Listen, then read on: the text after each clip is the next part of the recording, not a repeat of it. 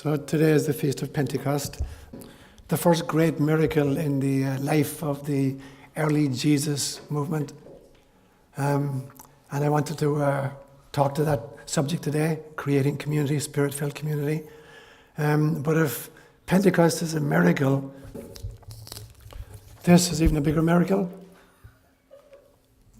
2 nights ago, I sat down to write a reading suitable for today's homily, and I did. And then on the way down this morning, I live 3 hours north of here. I'm an hour into my journey, and I suddenly realized I've forgotten this piece of paper. So there's no way I can go back up and be in time. So I ring a friend of mine. I never lock my house. I ring a friend of mine who lives a half a mile away from me. And I said, can you go to my house, open my computer, I'll lead you through it. So at this stage, I pulled over on 101 onto the side, making a phone call to her, open a document called May 21st, and see if you can email a copy to Karen. She wasn't able to do it. She said, I can take photographs of it on my cell phone, and I can send them on to you. So I said, okay, do that, and I'll see if I can send them on to Karen. So a few minutes later, I get bing, bing, bing, and there's 3 emails have arrived. So I forward them to Karen, and then I call her on the phone and say, here's what's happening. Is there any chance you could print these things out? So she did, and then I got a call back from her about half an hour later, and she says, there's a missing page.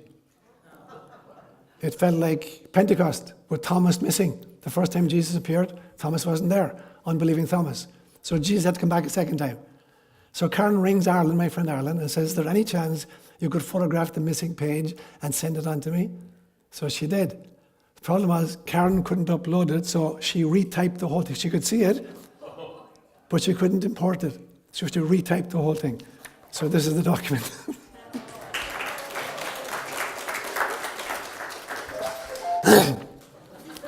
Top that, Holy Spirit. So it was a piece I wrote because I want to talk today about community and about our community of companions on the journey and what it means to me and to us. We must not misidentify who is a companion on the journey by simply equating COJ with faces we recognize in church each week. You are affecting the lives of countless others' companions whom you will never meet.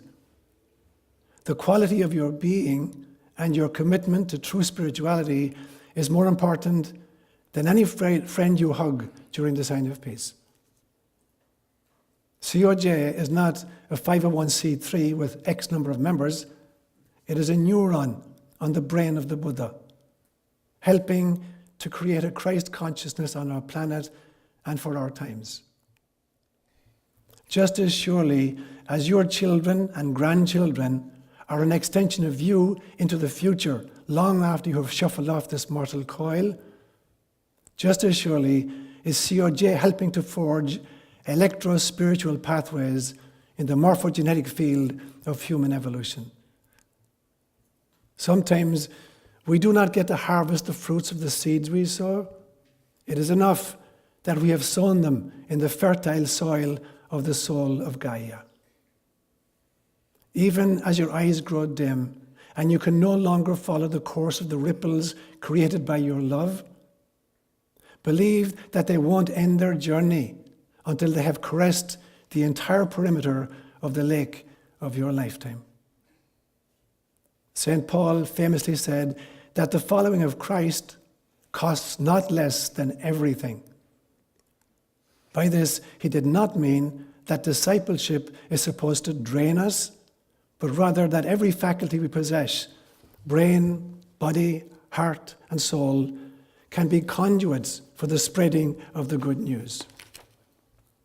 We cripple ourselves and others when we count the cost. We liberate ourselves and others when we count the opportunities.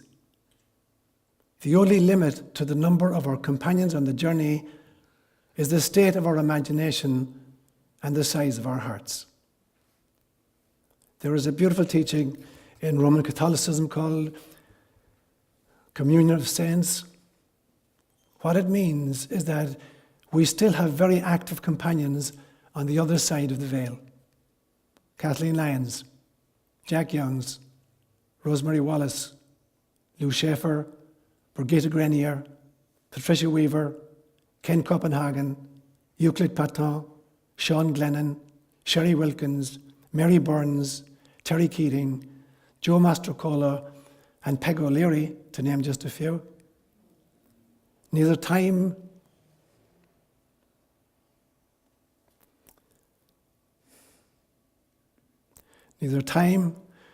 nor the twin portals of birth and death can really separate companions nor diminish their contribution to the mission. Open your eyes today and look around you. Behold your companions. Close your eyes today and look inside you. Behold your other companions. This is what we attempted to create on the first Sunday of June in 1997, when COJ was born. This is what we must continue to commit ourselves to as we prepare to celebrate our coming of age, our 21st birthday, in 2 weeks' time. Words inspired by God. How many of you here today have ever heard of Balaam's ass? Balaam's ass. Balaam's ass. I don't mean his tuchus. I mean his donkey. Yeah. It's a famous story in the book of Numbers in chapter 22. And in 72 years of attending church, I've never in my life heard it read in public. I think they're embarrassed by it. I think that the people who create the lectionaries, who compile the readings that we're supposed to listen to in church on weekdays and Sundays, were embarrassed about it, so they decided not to include it ever in a Sunday reading or even in a weekday reading, because it's a kind of an embarrassing story. It's a story about a talking donkey. You haven't heard of it? But this donkey didn't just say, give me a carrot. This donkey was really, really very, very well read. In fact, I would say a philosopher with a specialty in justice and ethics. So for those of you who haven't read it yourselves or haven't heard it, I'll give you a brief synopsis. It occurs at the time that Moses and the Israelites have escaped from Egypt. They're crossing the desert, which is going to take them 40 years because Moses won't ask for directions, being a male. And they're about to enter the promised land. In the meantime, they've slaughtered all kinds of peoples in front of them. All kinds of genocide have happened. And so there's this prophet, an Ammonite called Balaam. And he has a reputation for being a psychic. And on the side, he does blessings and curses for a fee. So you can engage him to curse somebody and he'll do it, or to bless somebody and he'll do that as well. If the fee is good enough, he'll do it. So the king of Moab at the time could see the Israelite hordes approaching, and he'd heard what they'd done elsewhere.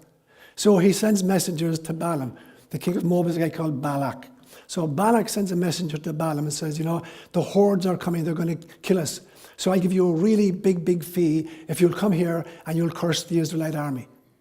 So they're toing and froing for a little bit, and after a few false starts and the fee increases a little bit, Balaam decides to set out, to do it.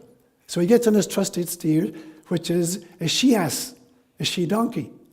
And he's going on the road, and God is really upset with him. So God stations an angel with a sword in the way to prevent his journey. Now the problem is, Balaam can't see the angel, but the donkey can.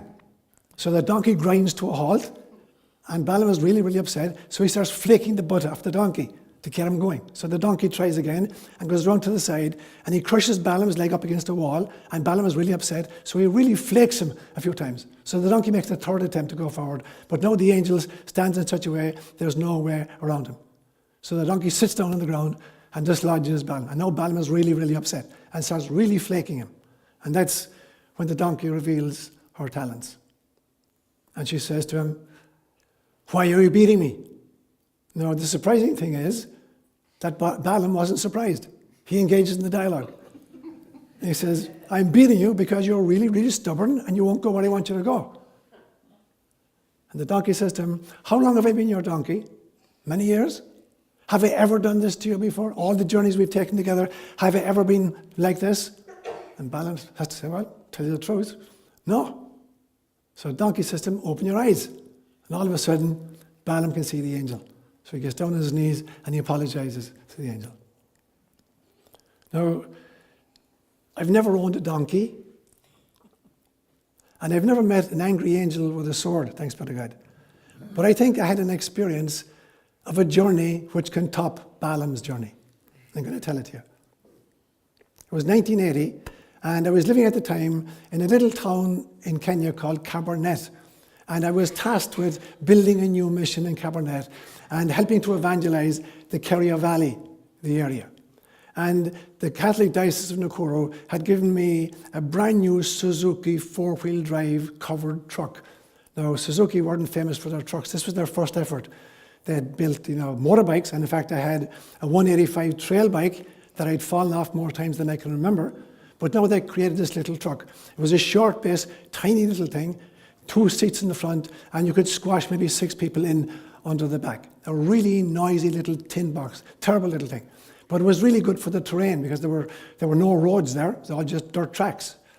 And so one day, I'm going down from Cabernet, and I'm going down the escarpment into the Keria Valley. Now, Cabernet is at an elevation of 6,734 feet. And the bottom of the valley is at 3,300 feet. So I'm going down this really, really, really steep decline. I'm going to go across the valley floor, up the escarpment at the other side, to a town called Eldoret. That's the plan, at least. And so I'm bucking and leaping and jumping. It's rutted and rocky and dusty. And this was a disaster of a little thing, and it's rattling all over. The good news was, because of the decline, I didn't have to put my foot on the accelerator even once on the journey down. So it's a drop of 3,434 feet, which means it's 20 feet higher than the highest mountain in Ireland, Carantol. So I'm careening down this place, just hitting the brake occasionally, but I have no need to hit the accelerator. So I get down to the Keria Valley, and then I put my foot on the accelerator, and nothing happens. So I press it again, and nothing happens. Then I start pumping like crazy, and nothing happens. So I just have enough momentum to go over to the side of the road and stop. I put on the handbrake, and I get out, and I pop the hood. Oh, guys love to pop the hood. Even guys have no idea what they're looking for, or even looking at, and I'm one of them. I can barely, if I pop a hood, I can barely distinguish, the battery from the radiator, which is just as well, because the only 2 things left inside under the hood were the battery and the radiator. The engine was gone, kaput. There was no sign of an engine. So I'm standing there looking at this gaping hole. They got a battery and they got a radiator. There was no engine inside there. So at this stage, a local guy arrives, and a typical Kalenjin warrior. He's got his spear across his shoulders and his 2 arms dangling over it, and he dawdles along, and we have to engage in this ritual. In Kalenjin, there's an entire ritual, and you have to engage in it, no matter how busy you are, and you have to answer in the affirmative every time. You can't complain. It's not allowed. You can't complain. So he starts off and he says, Jamge, which literally means, do you love yourself? In other words, is everything okay? And I said, telling a lie, yeah, Jamge. And he says to me, Jamage, man, do you really love yourself? And I say, yeah, Jamage, Jamage. I'm doing fine, I'm grand, I love myself. And then he says to me, Jamage, cuando? Does your wife love herself? I mean, is your wife okay? And I lie through my teeth. I say, yeah, Jamage, cuando? I can't tell him I'm celibate. That wouldn't make any sense in Kenya. Celibacy is a total waste of manhood.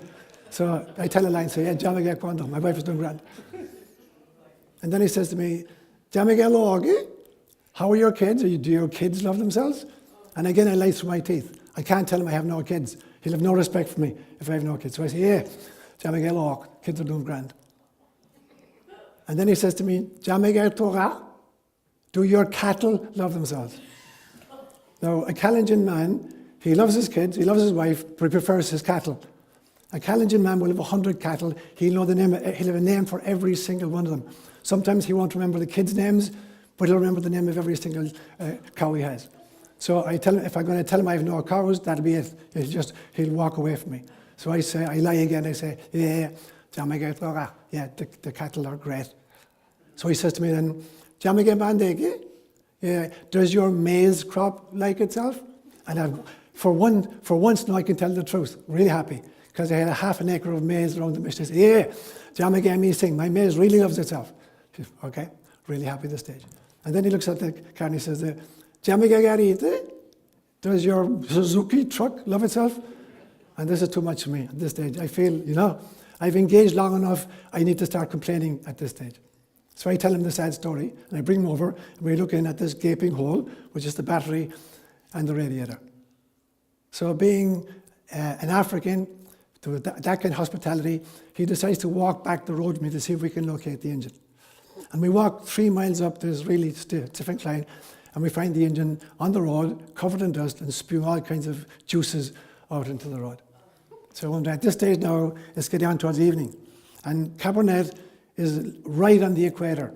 So literally, sun up and sun down, 6 p.m. to 6 a.m., better than a Swiss train, you can predict it. So there's no way we can get out of there. So at this stage, a whole bunch of other people have gathered around, and as each person comes, we have to go through the whole ritual. Jamige, yeah, Jamige. Jamige Pondo, how's the wife? She's grand. How are the kids? Doing fabulous. Go through the whole rigmarole. And finally, it's obvious, we're stuck for the night. So they invite me back to the village, which is about 4 miles into the bush. I'm dead happy. We go back there, and again, typical African hospitality, they station a warrior next to the engine to make sure that if by any chance a truck were to come by, they'd alert us. Now, the traffic on the Kerry Valley was about once every 3 days. So, but they have the guy there, if a truck comes by on the way to Cabernet, he'll run back to the village, get us, and we'll come back and get towed up to Cabernet again. So it didn't happen. They feed me, I spend the night there, we get up at sunrise, we come back out, and we're waiting at the side of the road, and salvation arrives in about 3 hours' time. A big, big lorry coming down from Eldoret across the Kerry Valley on its way to Cabernet. And so all of the guys, we heist the engine up into the back of the lorry, and we get a bit of sisal rope, and we attach the Suzuki to it, and he tows me all the way to Cabernet. But in the meantime, there's 3 hours, and the whole village and myself are gathered around this engine. And I said, what can I do for you? You've shown me such hospitality. What can I do for you? Now, in the meantime, they've found out, because I spent the night there, that I'm a Catholic priest and that I built lots of churches. So they said, in a chorus, build us a church. And that's what we did. Over the next 2 years, all of us together, we built a church in this little village. So that's the introduction I want to make today, because this is what we attempted to do in Seán 21 years ago, to build a church. Not a physical building, we don't own this place, but a community. And so that's what I want to get into this morning. I want to talk about what it's like to try to build a community, all of us together. And I'm going to make just 3 main points this morning. I'm going to talk about the notion that you've heard me speak of many times, the notion of a preconception contract. And then I'm going to talk secondly about membership of CRJ. And then thirdly, I'm going to talk about the founding principles on which we created our community. So there are none of us here by accident. Every single important person in your life is there because you've made what I've called preconception contracts. Long, long before your parents even knew each other or your great-grandparents knew each other, you had decided to incarnate on planet Earth, and you came as part of a group, a cohort group. It's almost like a Shakespearean troupe.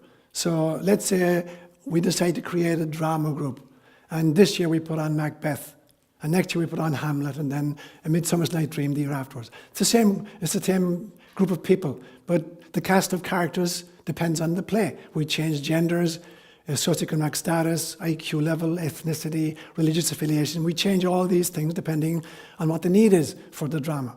And then we come back in this group and we create this extraordinary drama. But we only know 2 things, it seems to me, before we come in. We know the exact track history of everybody with whom we are reincarnating, and we know the state of the world into which we're coming. We're not being blindsided. And we know what our purpose and what our mission is. That's all we know. And then we come in, and we create this drama. But it's improv theatre. There's no script and there's no plot. You come in here and you respond to what other people are doing and what's happening in the world. And so you can play it any way you want. And so that's what all of us are doing. Now, there are concentric circles of this preconception contract, it seems to me. Maybe you start off with your soulmate. The inner circle is you and your soulmate, who've known each other maybe many, many incarnations and have come together many, many times in different parts of the world at different stages of human history. And then there's the preconception contract you made with your family of origin. It's the next group. And then perhaps with your extended group of friends, and then maybe the community to which you belong, and the next one is maybe the culture you belong to, and then maybe the nation, and then the species, and then finally all sentient beings, because we're in contract with all of these. All of these are articulations of the divine. Everything you ever experience is simply God in drag. And we have a contract with all these forms. And the contract is to try to wake ourselves up and wake each other up, and to wake up to the realization that only God exists. Everything that exists, in fact, is just a manifestation of the divine. So to try to wake ourselves up and wake each other up. And we plan this before we come. So karma then, for me, is not a punitive mechanism whereby we're being punished in a present incarnation for sins we committed in previous ones. Karma is the realization that when you were born, you had exactly the hand you planned. It's like a little child waking up on Christmas morning and going down to the Christmas tree, and she had written to Santa Claus for a dolly, and there's a dolly under the Christmas. She can't believe her luck. That's what it's like to be born, is to wake to the realization that the hand you have, no matter what body you've been born into, no matter what family you belong to, no matter what your skin color is, no matter what your socioeconomic status is or your IQ level, you have precisely the hand you planned before you came in. That's part of the contract. And fate is not a kind of an inevitable outcome. Fate is the logical, consistent results of the way you play the hand that you came in with. And then destiny is what happens at the end of a lifetime when you continue to play that hand in the bardo state, the place between incarnation. You continue to play your hand. That's your destiny. And at the end of that, you'll plan your next incarnation, and you'll have karma for that incarnation. So there is nobody, in fact, who's not part of your cohort group. It just depends on how far out you want to follow the ripples. So the preconception contract is about waking ourselves up and waking each other up. Now, I think that there are three basic elements to that process. That for any of us who are serious about the spiritual journey, there are three things we need to do. The first one is to try to work on creating a personal cosmology. Of all of the experiences in your life, you have to try to create a model that makes sense of them. And it has to make sense in a loving way. It has to make you positive about life, not negative about life. But it takes a lot of work. And so you'll hear the great Avatar say stuff like, the unexamined life is not worth living, or man, know thyself, or Jesus saying, if the householder knew at what stage the thief was going to break in and steal, she wouldn't go to bed, she'd stay awake. So being awake, that cosmology must bring you awake. So the first element is creating a personal cosmology. The second one is some kind of a regular, disciplined, daily practice, whether it's meditation or spending time in nature, or journaling, whatever it is for you that really, allows you to grow consciously on a regular basis. That's the second element. And the third one is what I would call intentional community. Being part of an intentional community. Even though we're part of all sentient beings, and we're part of the global species called Homo sapiens sapiens, and we're part of a culture or a nation, we need particular kinds of intentional communities where we can meet with each other. And that's what we're doing here, it seems to me. So that's my first point. So the contract involves becoming part of or creating some kind of an intentional community. So the second point I want to look at then is, so who are the members of COJ? And if you've attended, here many times, you realize a few things very quickly. There are no members in COJ. It is not a membership organization. We do not have membership lists. We have mailing lists that are sent out to people who want to be companions on the journey, but you don't have to become members. Nobody will ever ask you to pay a single penny to become a member, of COJ. There are no fees attached to it. Nobody is ever going to present you with a document, a creedal formulation that says, I believe in, and say, you've got to sign this in order to become a member of COJ. It doesn't matter what you believe, as long as you're committed to working consciously on your belief system, sharing it with the rest of us, helping to challenge us, and to support us, then you're a companion on the journey. There's no prejudices allowed here. Nobody's going to ask you who you vote for. Nobody's going to ask you how much money you make in a month. It's not totally unimportant. So there is no membership in COJ. They're meaningless, and that pretty much is it. So you look around you, don't confuse the people sitting in the pews with, members of COJ. They're companions on the journey, but they're the ones that you can see right now. There are a lot of other companions on the journey whom you will never meet or ever see. Many of them on the other side of the veil, as I said already. People who have sat in these pews, and are now watching from afar, not just watching, participating from afar. So membership of COJ is not just about physical people sitting in seats on a Sunday. It is not about that. It is about anybody who's committed to the journey into spirituality, who's prepared to influence us and interact with us. So membership is very different. Nobody's going to ask you any questions, stop you at the door and say, oh, you're a friend of Ingrid, you're not allowed here. Yeah, she's the Wicked Witch of the West. Nobody's going to ask you those. Wickedly fun. Nobody's going to ask you those kind of questions.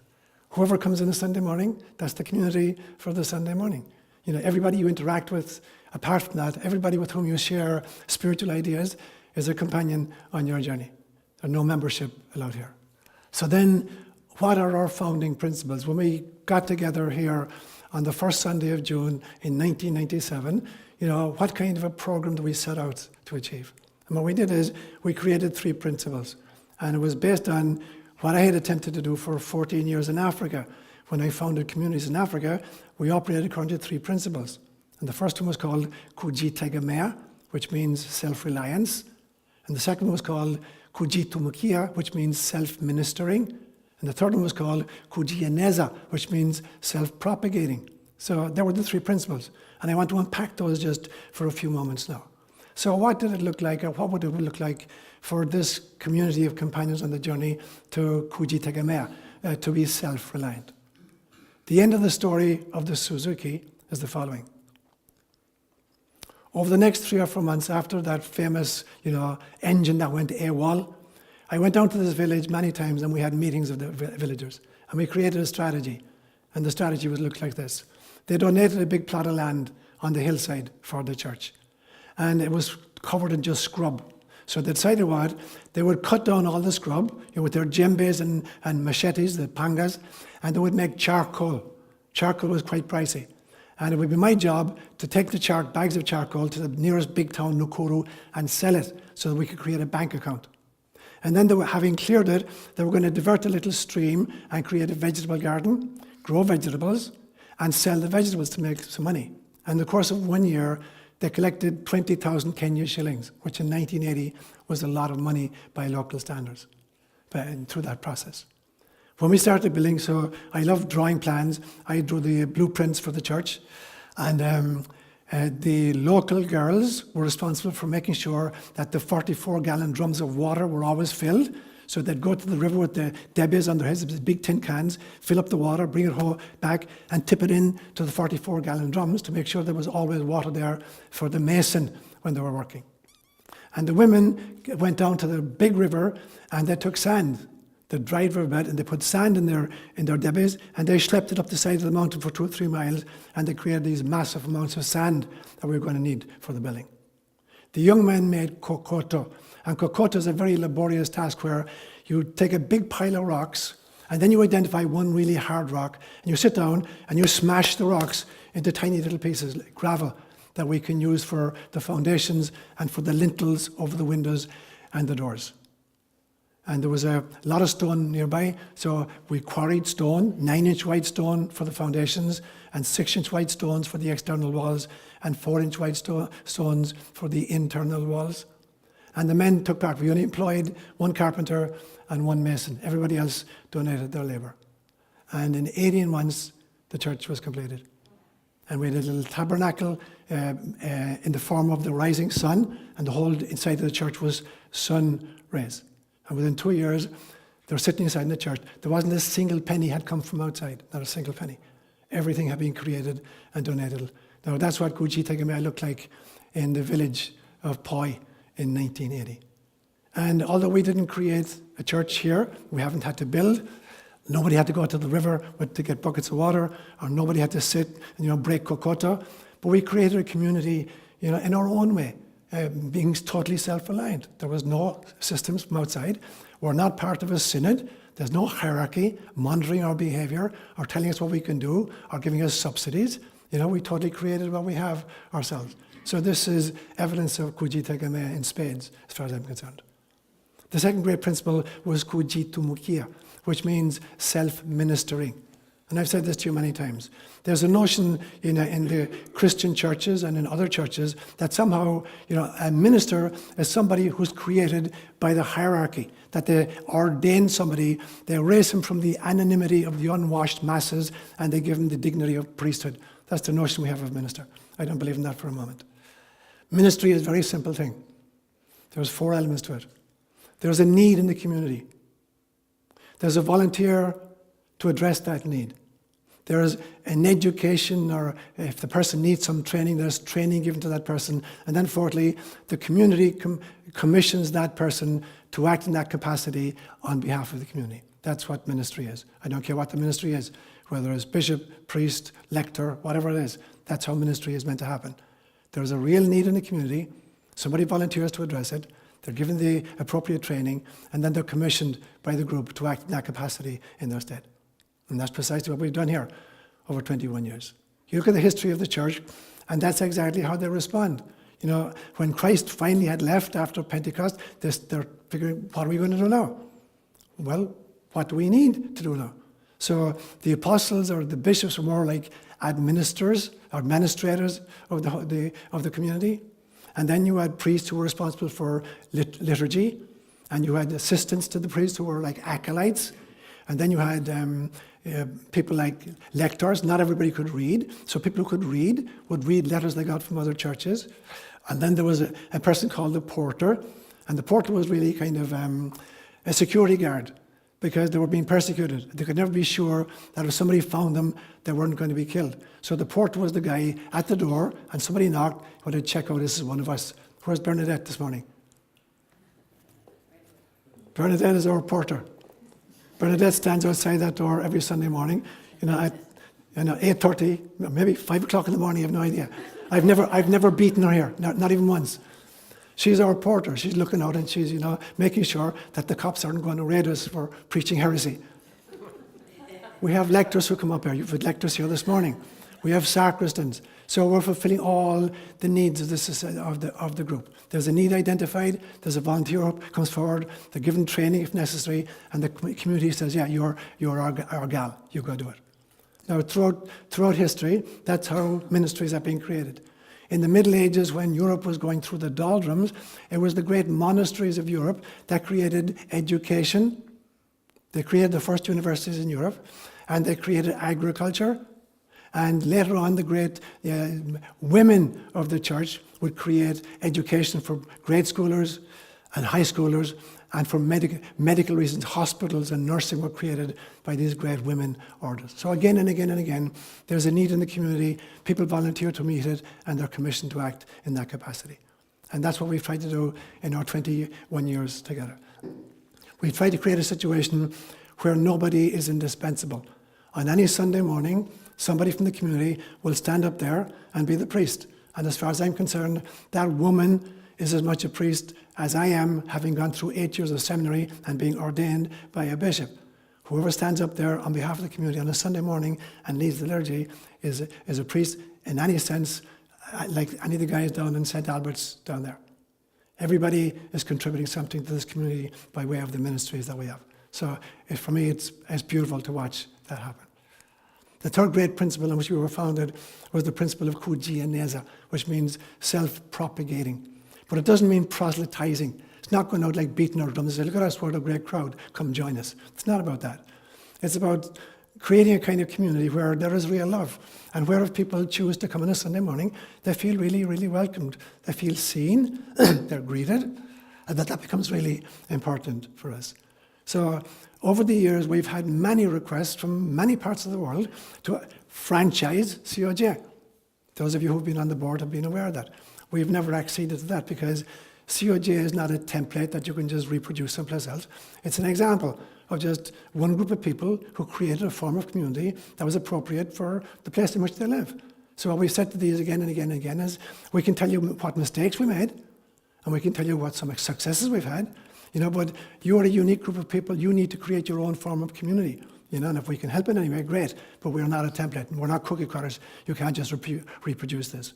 Every group of people needs to create their own form of community.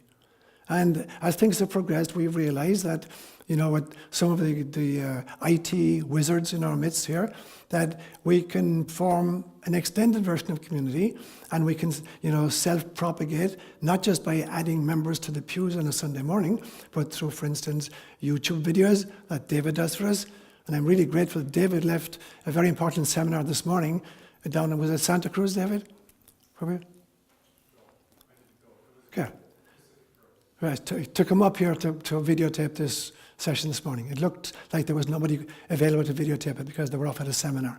But David, as he's done every single time, is here this morning creating YouTube videos. These are seen by hundreds of people, so that what we're trying to do here, it gets out there. There are several members in this community who are contributing blogs on a regular basis. Karen is the mastermind behind that. Bill Miller does it. Margaret has contributed. Dan Baird has contributed. And so we've sent about, how many? 150? Close to 150 over the last 2.5 years. And there's thousands of readers of these. So it's not like, we look around us on a Sunday morning, this is Companions on the Journey. There are many companions on this journey. And as I said to you before, we have companions on the other side. Don't be fooled by the fact that there is a thin veil separating this dimension from other dimensions. There are many, many people who sat in these pews and people who've never sat in these pews. Avatars, angel guardians, guides of various kinds who continue to inspire all of us on a regular basis. And at some stage, none of us is immortal. At some stage, every one of us is going to have to shuffle off this mortal coil. The question we have to ask ourselves as we come near the end, any individual, is to say, how well have I played the hand, that I planned before I came? Is my jigsaw puzzle of life completed? Are there a whole bunch of missing pieces on the side that I've never got to use, and a whole bunch of holes, in the image that I've never filled in? That's a terrible pity.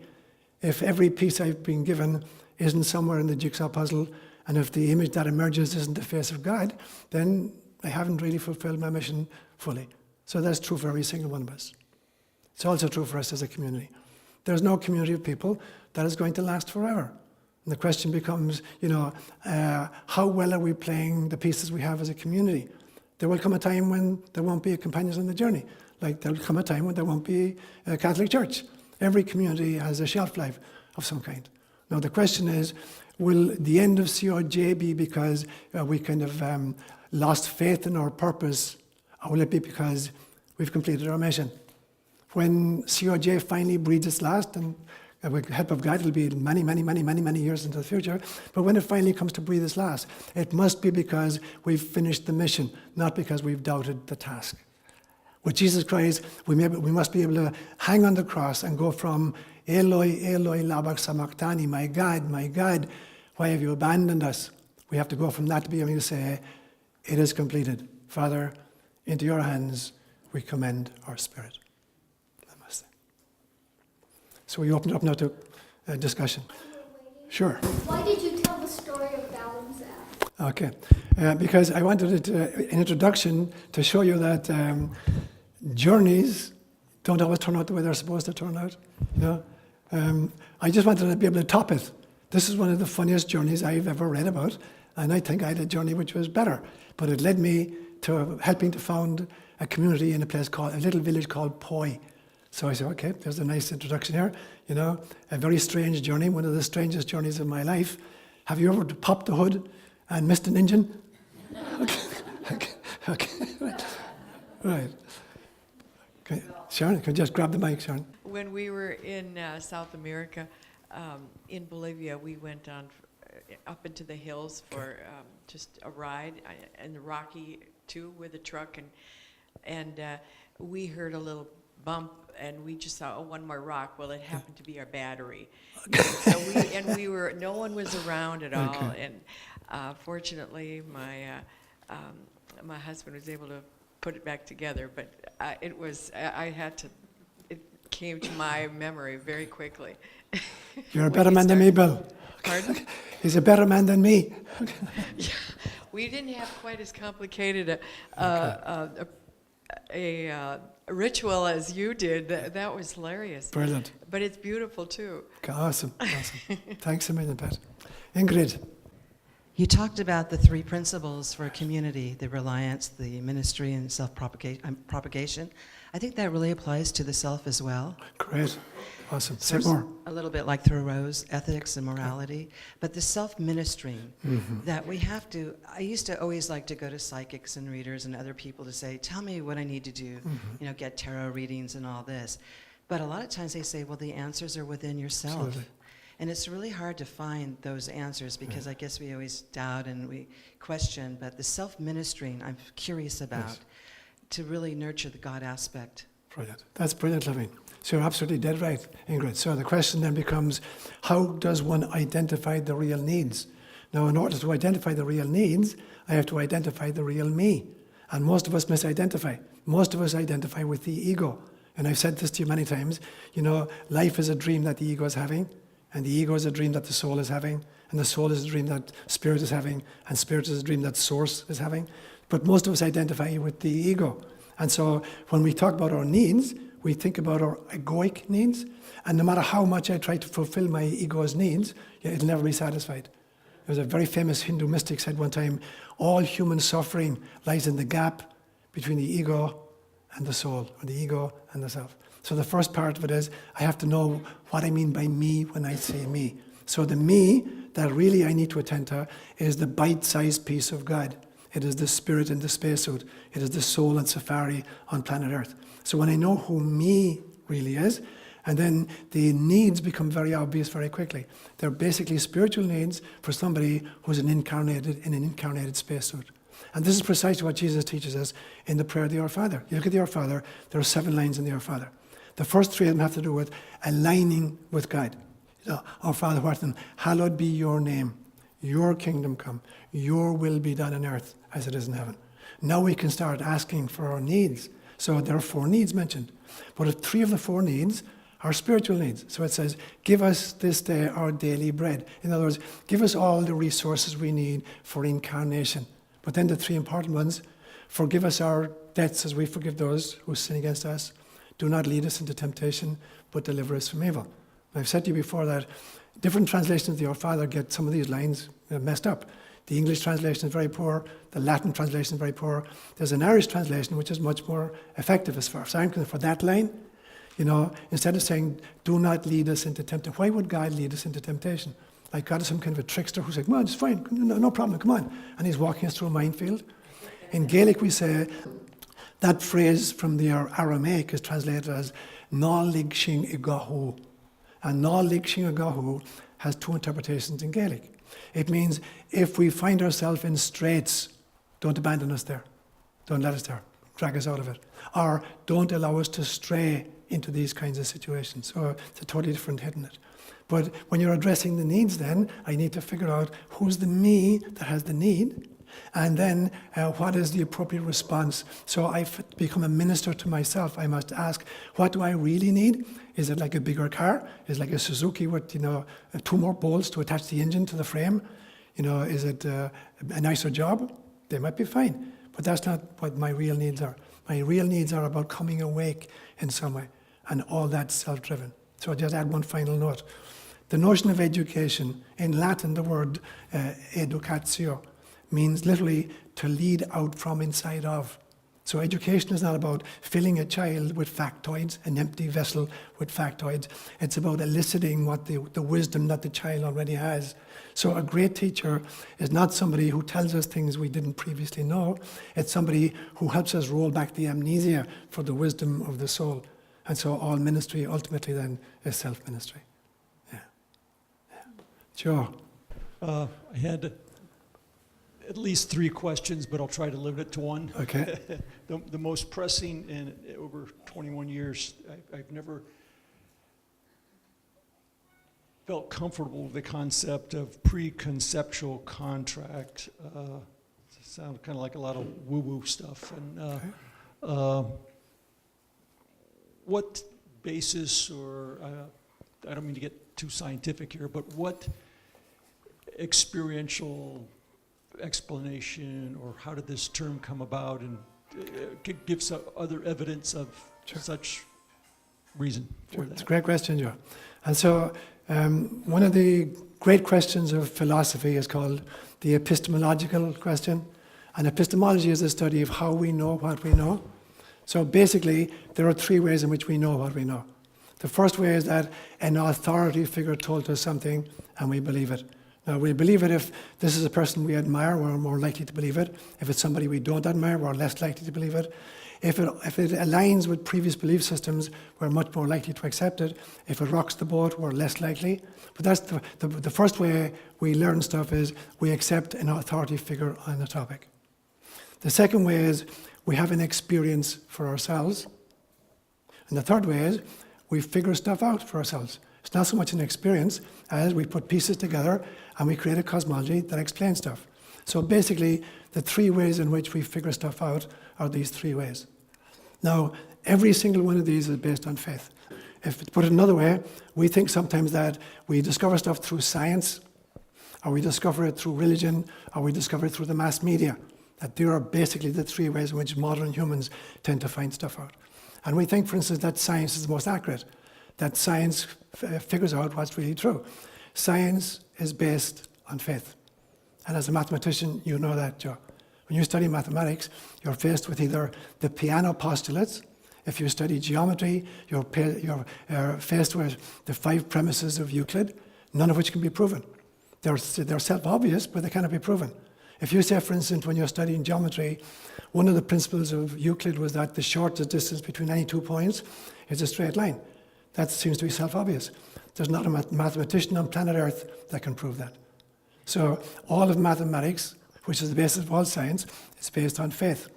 Philosophy is based on faith.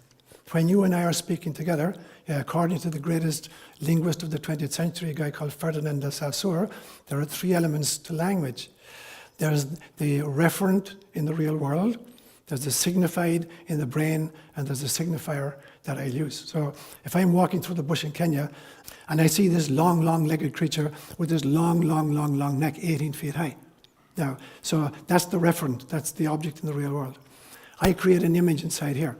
It can be both visual, olfactory if I can smell it, auditory if it makes noise. I got this, that's called the signified in my mind. Now I come home and I want to tell Brenda about what I saw. I'm going to have to use words. If we're speaking Swahili, I say, niliona twiga. I saw a twiga. If I'm using English, I say, I saw a giraffe. So that's the signifiers. So there are 3 elements to it. There's the referent in the real world, there's the signified in my brain, and there's the signifier that I use. Now here are the problems. Philosophy suffers from what's called the myth of the given. There is absolutely zero guarantee that what you see outside yourself is actually there. What you're actually saying, you're interpreting Boolean algebra.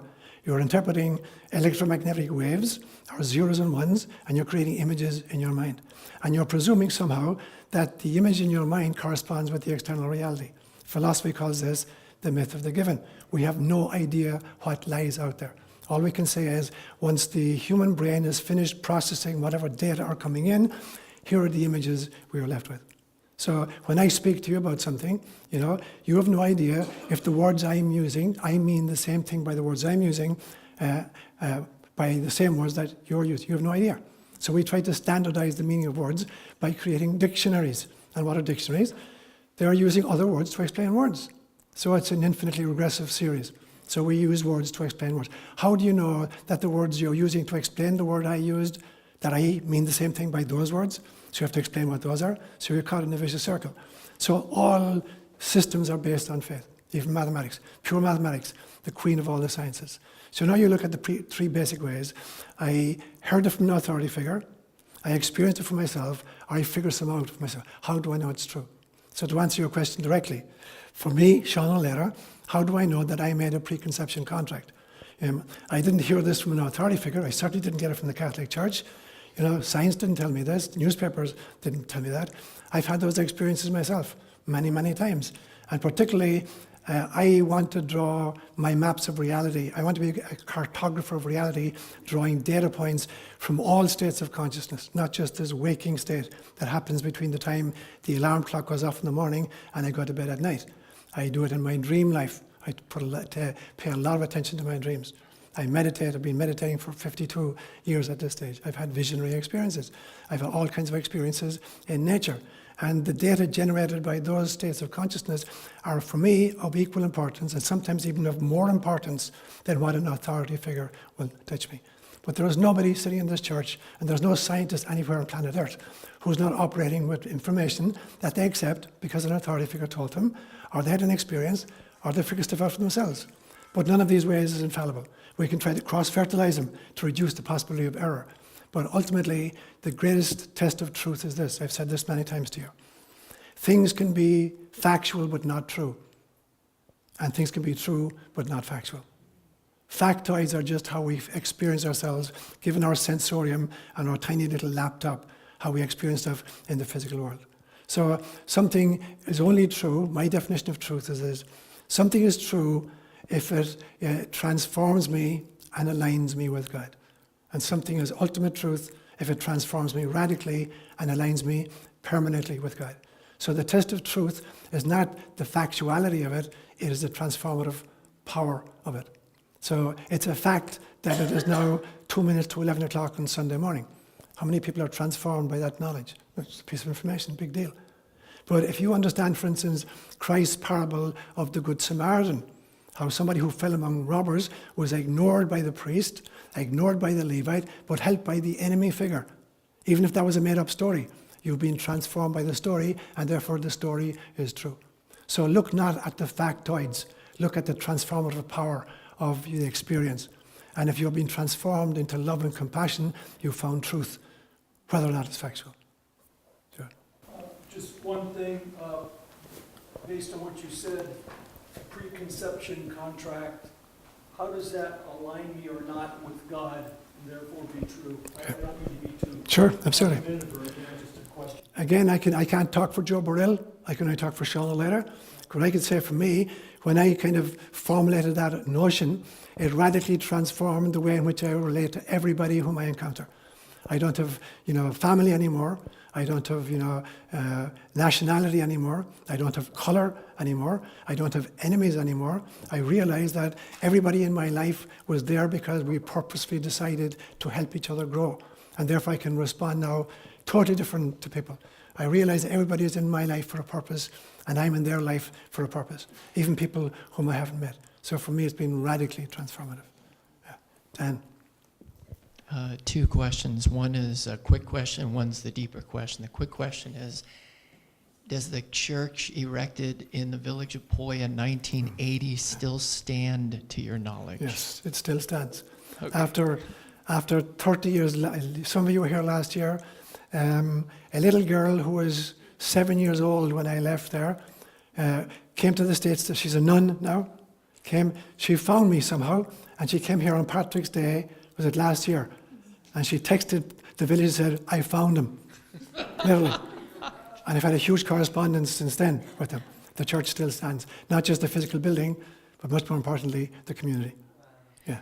That's amazing. Yeah. The deeper question, I love the suggestion and the reality that it is like we're operating in cohort groups and we're on a stage and there's a deeper reality behind the lives that we're acting Absolutely. and interacting together. Absolutely. During life, all of us have or will encounter times of incredible loss or pain or anguish or conflict. And when it's very intense and the pain is real, how does one keep in mind that it's still, that we're still sort of on this stage of life and that we're different actors, but that we're all still the expression of the divine? Is it simply a matter of remaining conscious of it, or is there more? That's a brilliant question, Dan. I had, as a clinical psychologist, I had a client years and years and years ago who was a professional actor, and especially was improv theatre. And so he'd go on stage with another actor, sometimes just one other actor, and they said to the audience, throw us a word. Whatever word, somebody would say, oranges. and you had to create a drama, you're not using just that. And he said there are 2 rules to improv theatre. The first rule is you can never reject a suggestion that your partner gives you. You can't say, that's a dumb line, how the hell can I respond to that? Whatever line your partner gives you, you have to work with that line. It's the first rule of improv. And the second rule of improv, he said, your job is to feed the other person lines that make her look good. You're not there to kind of make yourself look good or to diminish the other person. If I throw you a line that destroys you, that's the end of the drama. It's going to just fall in its face. If I feed you a line that I know is going to get your creative juices going, you're going to come alive. And if you feed me the same kind of line, the whole thing is going to take off. So the 2 rules of improv, you can never reject a line. And secondly, you got to make the other person look good. Now, this is true whether improv consists of 2 actors on the stage, or this group in the church this morning, or your family of origin, or the nation of America, whatever it is. Yeah, all of us are on stage, and it's improv theatre. We parachuted into a stage of human history knowing exactly the parameters into which we were parachuting. We're literally like the Green Berets being dropped into a situation. We knew what the situation was like when we drop in at this stage. And we know the kind of the track record of all the people with whom are coming in. And now, given that now, how are you going to make the best of it? If you don't have some kind of a guiding, orienting principle, such as a preconception contract, you're going to flounder, because at some stage you're going to be undone by the difficulties and the vicissitudes you're going to encounter. There has to be some kind of a GPS system. Every one of us needs it. So sometimes I'll call this the personal cosmology. And literally, the personal cosmology is a GPS of the spirit. It aligns you perfectly with where you've come from, where you're at, and where you want to go. Your GPS knows exactly where you're at, and therefore any request you make of it is predicated upon your present location. If you don't know where you're at, you don't know where you've come from, and you don't know where you want to go, there's no way you can get there. You can keep disregarding the GPS. And so it becomes really, really important. The unexamined life is not worth living. Man, know thyself. Create such orienting principles that are so deeply embedded in your psyche that they are your default position.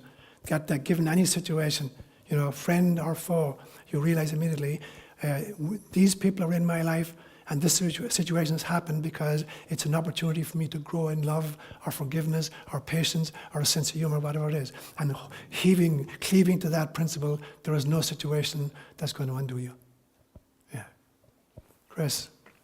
You were talking about about acting and so forth in the theater. It kind of reminds me of George Burns. He said, the key to great acting is honesty. He says, once you can fake that, the rest is easy. Did you all hear that? Yeah. Okay. Say it again, Chris. He said, the key to great acting is honesty. Once you can fake that, the rest is easy. Brilliant. That's brilliant. That's brilliant. I love it. That's brilliant. Good. I thought I'd want to share a little anecdote. I'm not sure how relevant it is, but there was some spiritual teacher I heard on the radio, I forgot who it was, who was sort of bemoaning the state of the world and was saying, the problem is people worship money so much and they don't worship God. And you really need to make a choice whether you worship money or you worship God. And he said, how you can tell of what you're worshiping is just kind of review the last week and see how much time you spent thinking about God and how much time you're thinking about money. And I was thrilled when I did that for myself. I reviewed the last week, and I just realized how spiritually advanced I must be because... Because you have no money? Because... No, I just realized that in the last week I was thinking about God all the time. I was always thinking, hey God, send me money.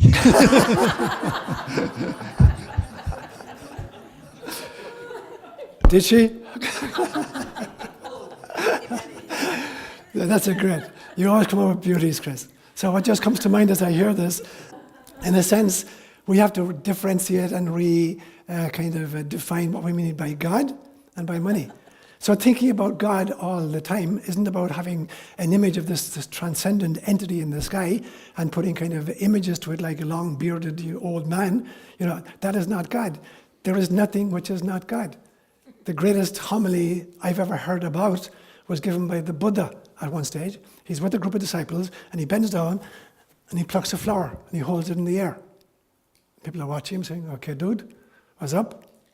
And he holds it there for 5 minutes, nothing happening. All right, get with the program, what are you going to say about it? And then finally one of them breaks into a broad smile. He got it. And the Buddha says, you got it, guy. If you really see a flower, you see God. A flower consists completely of non-flower elements. It consists of water, rain, wind, sunshine, earth, minerals. So everything that exists, in fact, is a concatenation of manifestations of the divine. It's not where you look, it's how you look. If you don't know how to look, no matter where you look, you're not going to find God. If you do know how to look, it doesn't matter where you look, you're going to find God. So that's the first thing, to differentiate. Anything you're doing where you're in awe or wonder, you're in communication with God. And money, what is money? Money is a symbol that we use to kind of evaluate the contributions we're making to society. And so every one of us is entitled, to have the resources necessary for incarnation, that and just that. And so as long as we realize that this is just a medium of exchange of values, of contributions, then money is fine as well. So you can think about, the resources you have, and realize that when you look for God, you don't have to look any place special, just look specially. Guys, it's 10 after 11, so let's offer each other the sign of peace, and then we continue with our Eucharist.